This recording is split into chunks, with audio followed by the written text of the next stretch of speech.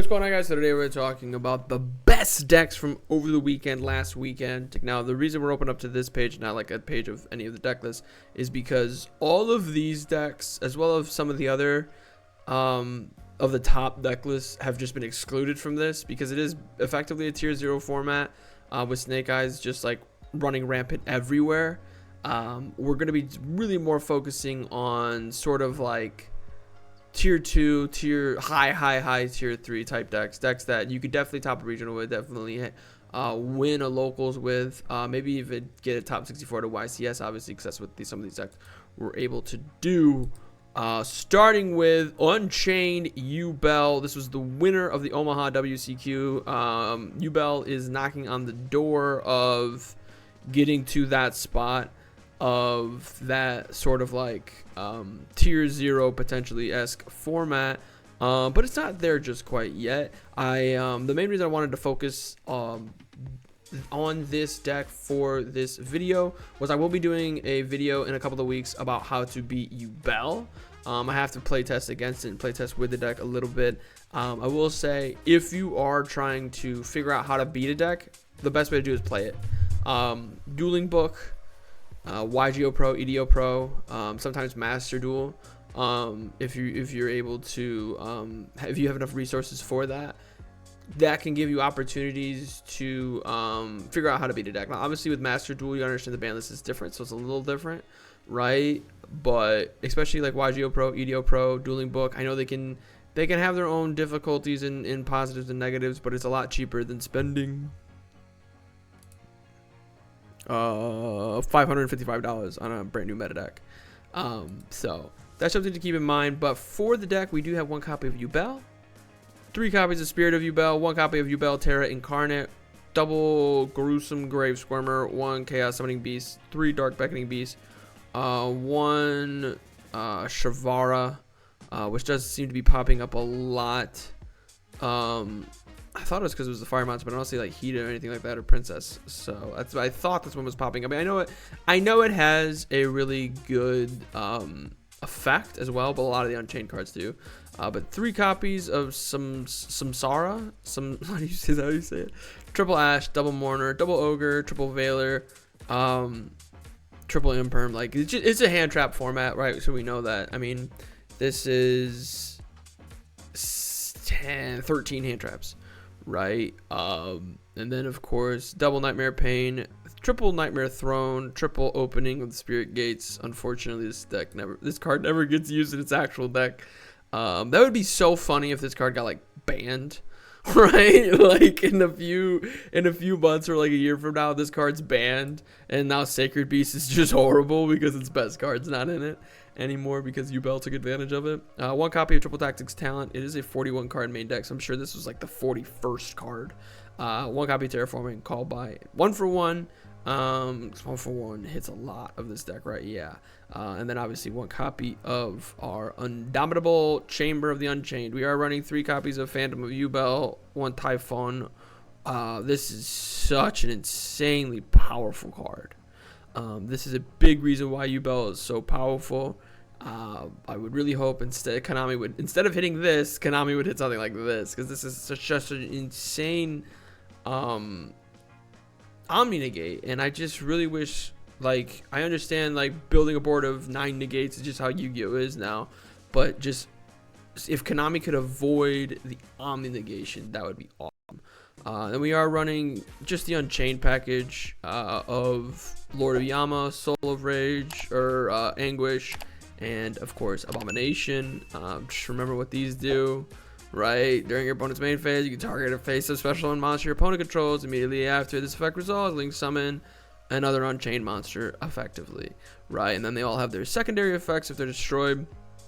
And obviously the big 4 is the big 4 is Solemn Great Almirage, just to start link climbing. And just to get stuff engraved, it needs to be Cross Sheep because we like to fusion summon, and Cross Sheep's effect on fusion is pretty crazy. It's also pretty crazy on Ritual as well. So if Ritual ever comes back, Drytron's getting some support, so it's just something to keep in mind. Synchronic Seas is horrible. 1 copy of Apollosa because every deck is running 1 copy of Apollosa. Muckcracker because it's Fiend, Dark, and SP Little Knight. Nothing too super duper crazy over here. Mind Control, Change of Heart, Snatch, Steal, just to mess with our opponent's board. Evenly matched for Board Breakers, Cosmic, and Harpies for the back row decks. Skill Drain. The reason Skill Drain got banned, same reason Mystic Mind got banned. Like, Mystic Mind didn't get banned because people were tired of losing via deck out to Runic Mystic Mind.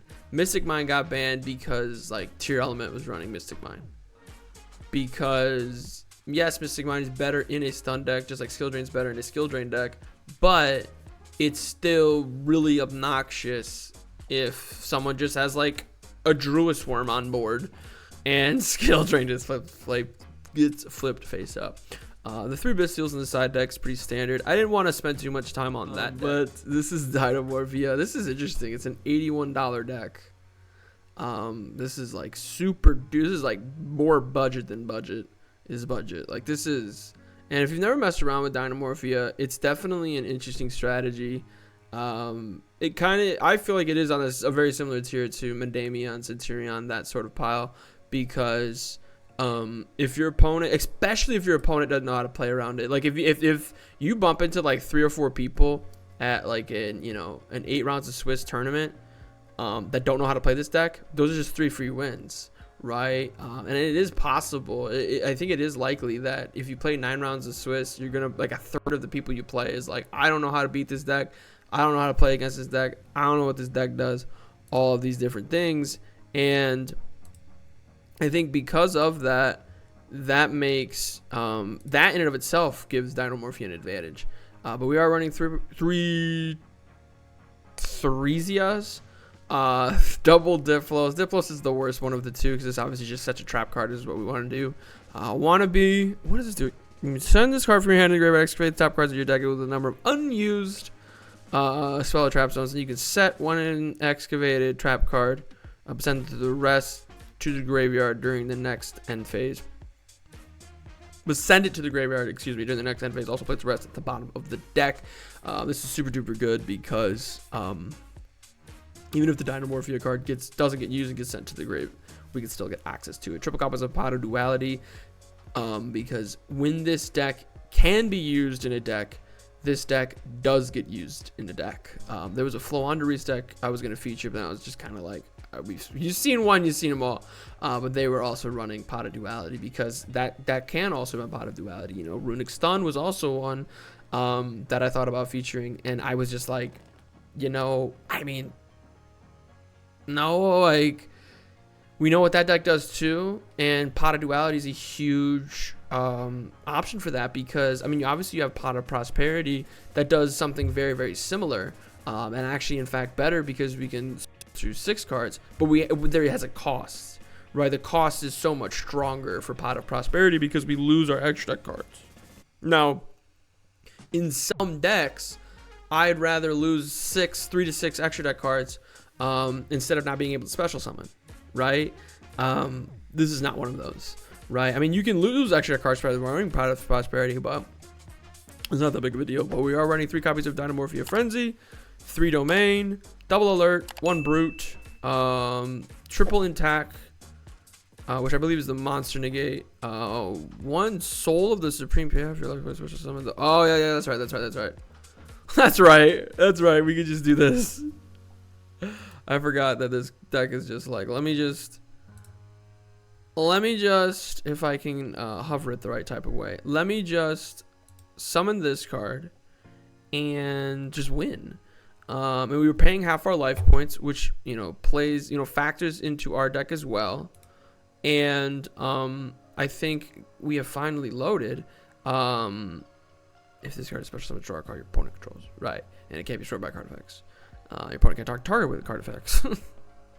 And I'm trying to remember what the restriction is on the card that's supposed to cheat it out. But just being able to cut our life points in half. So not only do we have that, we're just in such a great spot. It is returned to the extra deck during the end phase of the next turn, which we're not going to get to anyway.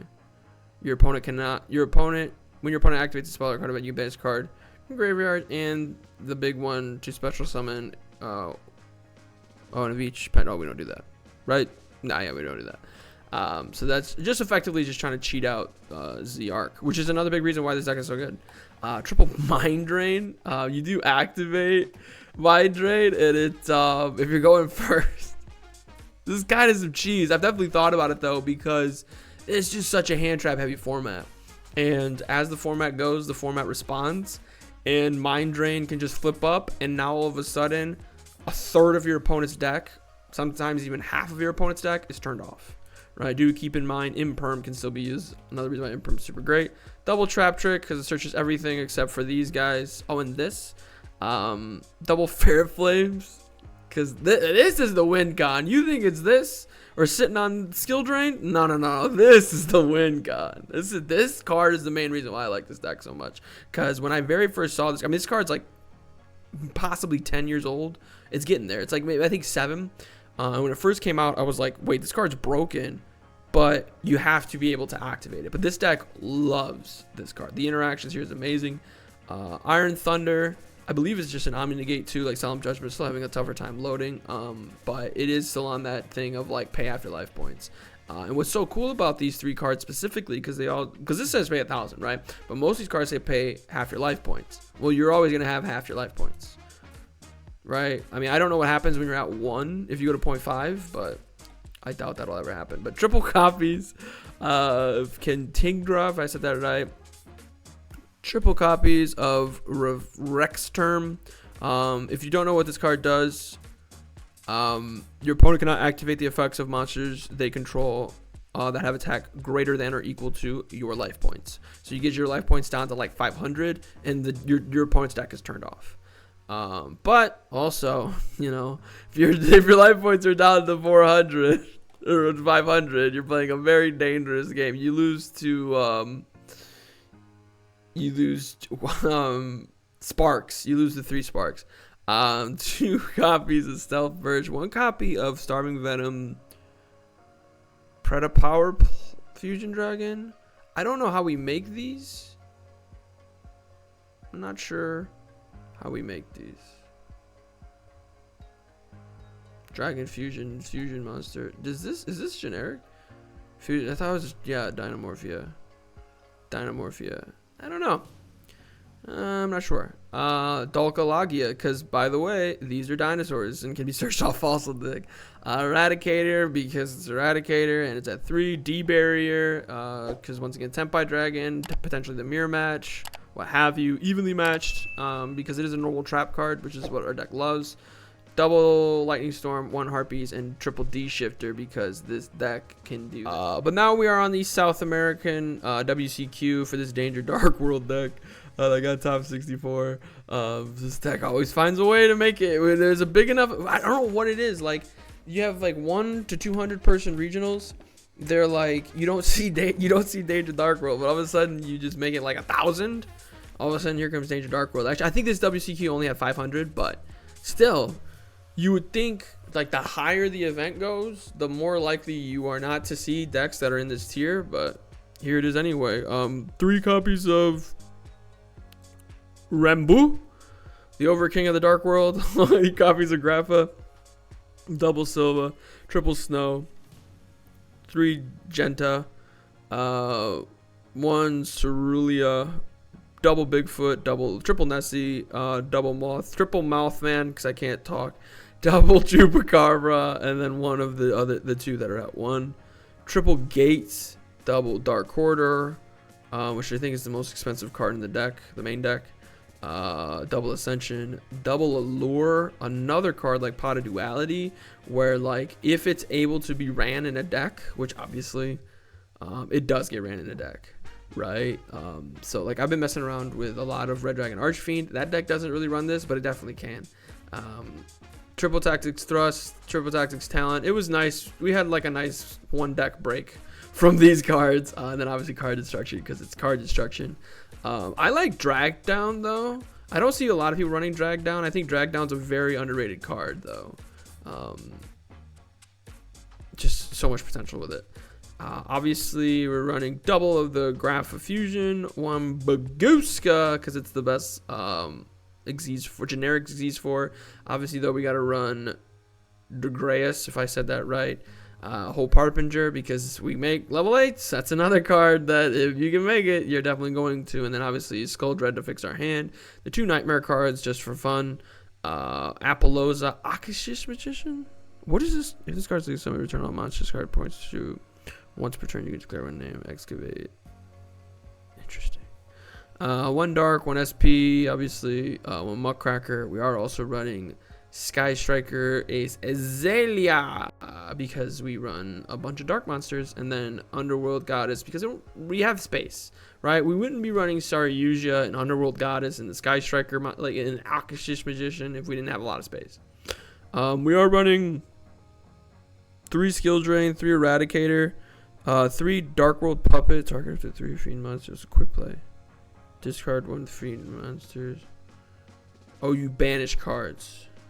And discard. And then you can also banish this to add 1 from your hand. That's neat. That's definitely really good against certain matchups.